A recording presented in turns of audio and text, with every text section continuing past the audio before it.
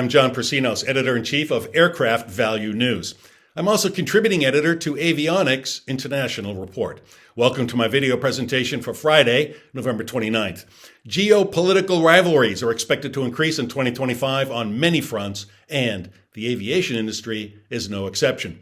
The globe's two leading aircraft manufacturers, Boeing and Airbus, face a tough competitor in the Commercial Aircraft Corporation of China, COMAC, the first China-based domestic manufacturer of passenger aircraft.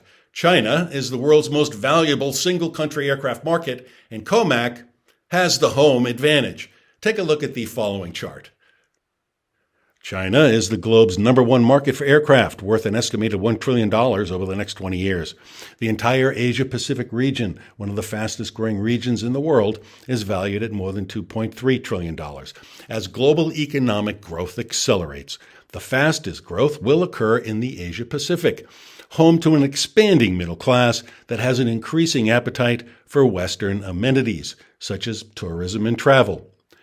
The COMAC C919 is China's domestically produced passenger airliner and it's COMAC's flagship. The C919 medium-range jet was launched in 2008 as China's challenger to the Airbus A320neo and Boeing 737 MAX. The C919 has a realistic chance of stealing market share from Airbus and Boeing.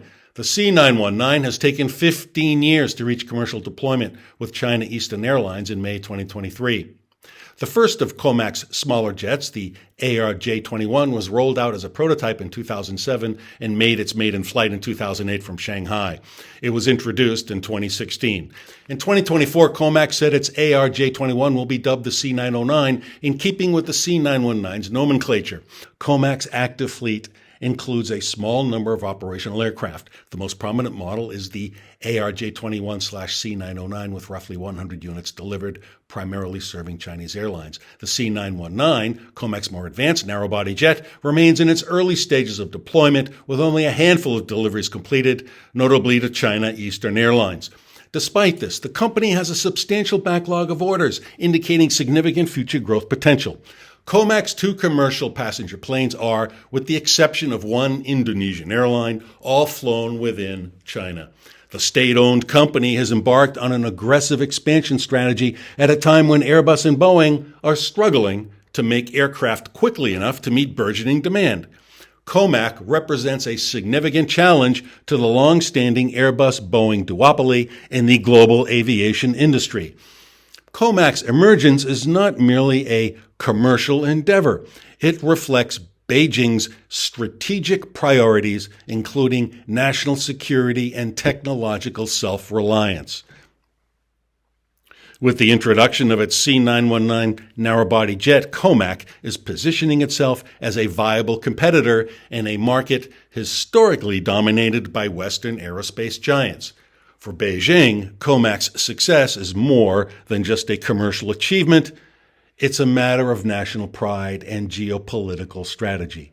Aerospace is seen as a critical sector for national security, given its dual-use potential in both civilian and military applications.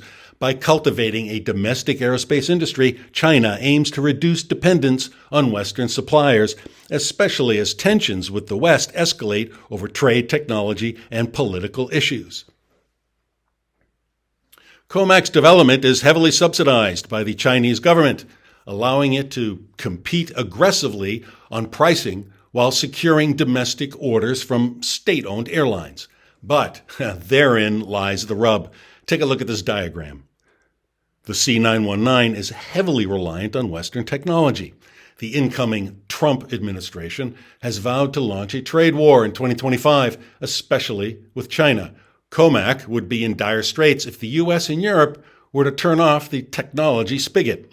It takes decades and considerable technological know-how to build a major domestic aircraft manufacturer from scratch.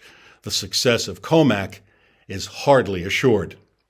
That said, COMAC's expansion is a direct threat to Airbus and Boeing, particularly in the lucrative narrow-body jet market, which accounts for a significant portion of global aircraft demand. The C919 has already secured hundreds of orders, predominantly from Chinese carriers. The timing of COMAC's rise could not be worse for Boeing. Under CEO Kelly Ortberg, the company has struggled to implement cultural reforms necessary to restore its reputation and operational efficiency following the 737 MAX crisis. COMAC's growing market share will force Airbus and Boeing to reconsider their strategies, especially as airlines seek to diversify their fleets and reduce reliance on Western manufacturers. Well, that's it for now. Thanks for watching. And if you have any questions or comments, please don't hesitate to send an email to me at jpersinos@accessintel.com. If you liked this video, please hit the like button, leave a comment, share the video with colleagues and friends, and subscribe to my YouTube channel.